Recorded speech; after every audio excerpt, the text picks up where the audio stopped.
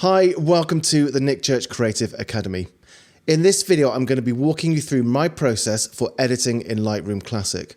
I've selected 3 photos from a recent wedding, ones that I really liked, and I thought they'd make great examples to show you the creative process I use when I'm editing these sorts of hero shots. This is a video I recently posted to the Nick Church Creative Academy Content Central.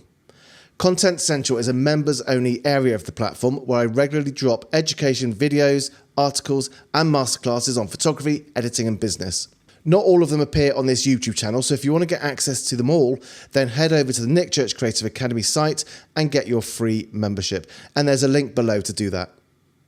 I don't have time to deep dive into the reasons why I'm making every specific change and how that function works because it would just take too long. All that detail is available in the Lightroom Unleashed online course, and there's a link to that below. And if you order the course relatively soon, it's still half price. It gets added to your Nick Church Creative Academy library, and you can then start it whenever you like. All right, that's all the housekeeping done. Let's get stuck in.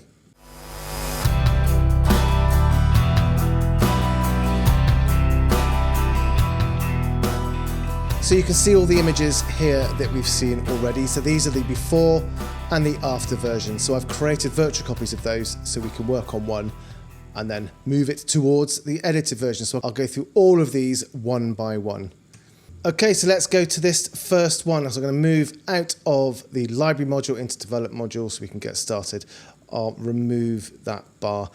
So the first thing that I always do when I'm looking at photos before I edit them is thinking, what do I like about the photo? Now, actually, this process starts in camera because this is all about finding the light, finding your composition.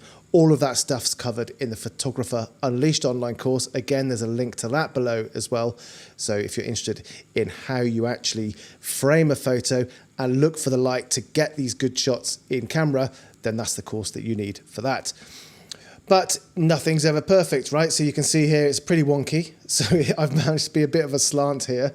So the first thing I'm going to do is just correct the geometry on the photo. So I've got a preset for that.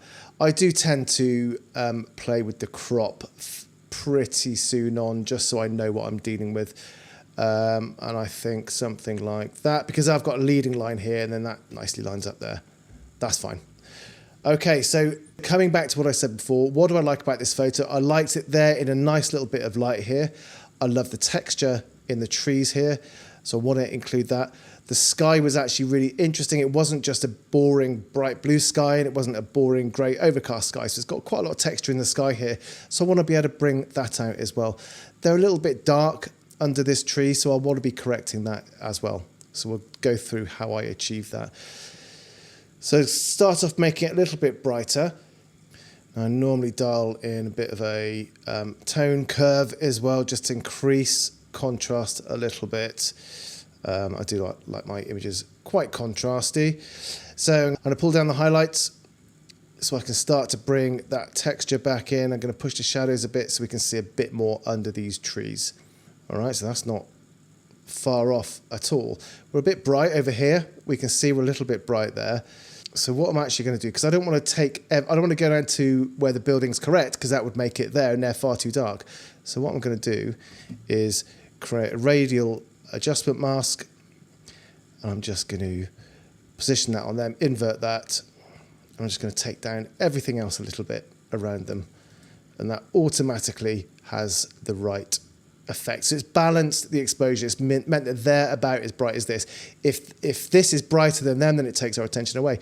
Now, if you see these things moving, these sliders moving without me dragging it on the mouse, it's because I've got a USB controller surface called a loop deck. So that just helps me a bit. I'll try not to use that because otherwise it's a bit confusing, but sometimes my muscle memory goes to that, and it just did then. So I'll try to remember just to use these sliders instead.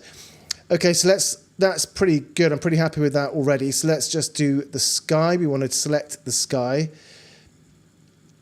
And I've got a preset for the sky. So that's brought that in. A bit too dark. There we go. That's looking good. Okay. Make it a bit dark. It feels like quite a moody sort of image, and I think it suits it being quite dark. But when we make it darker, of course, we're reducing the brightness on them as well. So I'm going to lighten shadow using a brush mask. Nice low flow, so I'm not just blatting it on, I can build up the effect. So let's get them a bit brighter. I really like that bit of light there, so I'm going to brush over that a little bit.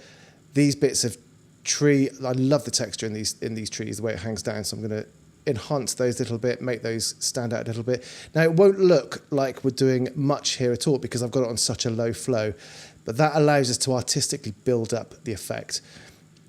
When you'll see in a minute when I turn that mask off, so that's the brush off, and that's bringing the brush in that I've just made. So you can see it has a nice effect on the trees.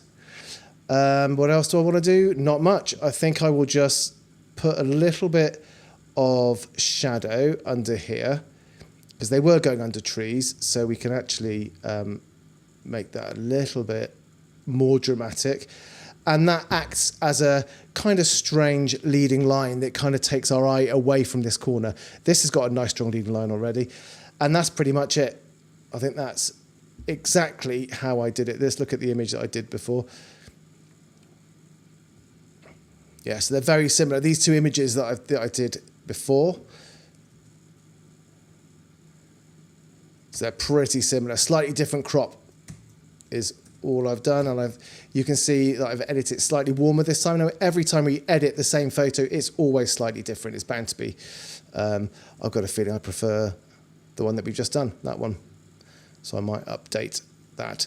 So yeah, so that's the finished version. If I do backslash, it's the original, and that's what we've just changed. So we can see the difference that we're making there. Quite dramatic, even with just a few little things. And you can see how quickly you're able to dial in these things when you get used to going right to the control that you need. And again, the Lightroom Unleashed online course will teach you how to do that. The workflows to go straight to what you need to do and make things really quick. As I said, I haven't got time to go through everything in this video. Right, let's go on to this one. That's what we ended up with when I edited it first time. So let it load up. So to get to that, what do we want to do? So similar sort of thing, really. So we want to take the sky right down. Let's push the shadows up a bit because it's quite dark on them. We don't want them to go silhouettes. We do want the shadows to be pretty strong here. We want to lift those up quite a lot. That's looking pretty good. Now the sky is too bright again, so I'm going to select the sky. Use my Improve Sky preset. Take it down a little bit. I don't think we need it quite so dramatic as that. Might make it a bit darker. And reduce contrast a bit. There we go. That's looking pretty good already. And I think we've got a little bit too much of this corn here, so I'm going to lift that up a little bit. Let's put them fairly central. This is a really good photo from Maria. Really impressed. A bit of a vignette there, and I am using my loop deck again. You can see it's changing it here. I want to make this sky a little bit less blue, so I'm going to go back to that mask for the sky. I'm going to make that a little bit warmer. I don't want it quite that blue. What I'd quite like to do is to brush in some more magenta tones into it. So I'm going to lift up the magenta a little bit. Let's see what that looks like.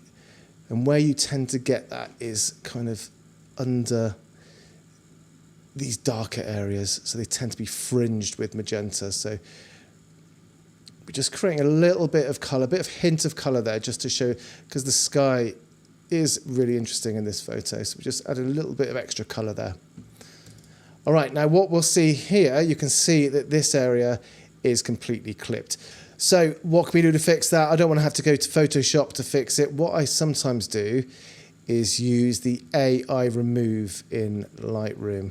So let's just see if I remove that, it will replace it with something, and it should see it's a sky, and it should probably be able to see that it's clipped, and it will at least replace it with something that isn't quite so clipped. Let's have a look what it did. Oh, it's exciting waiting, isn't it? Here we go. There we go. That's all right. So if you look at before it did that, yeah, so it's got a bit more texture in there now, I think, and I think that's you can see it's a bit less dramatically clipped, so I think that works pretty well. That's perfect from my point of view. Happy with that.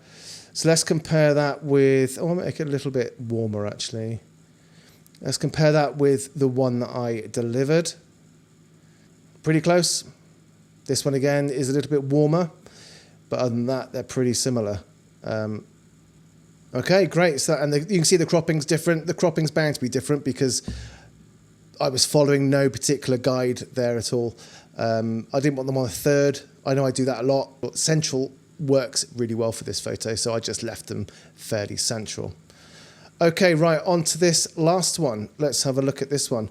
So this was my shot at sunset. We were really lucky that those clouds that we've seen in that image, as Maria and I were hoping, suddenly the sun dropped down behind the clouds about an hour after this was taken, and we got a really incredible sunset. That's the final shot that I delivered. So it didn't need that much, to be honest, because all I had to do was pull down the highlights. Again, you can see I've clipped the sun here. That's absolutely fine because you would expect that. If you're pointing the camera at the sun, you're going to get clipped highlights, just a matter of fact. Okay, so let's push in a bit of tone curve just to increase contrast a little bit. Lift the shadows a bit because the more we lift the shadows, the more detail in the back of her dress. I don't really want to go for a complete silhouette, even though it looks quite nice because you've got that rim light around them. I think a little bit of detail in the dress works pretty well. In terms of crop, having the tree trunk right there, I think is a little bit distracting. So I'm going to just come over a little bit like that.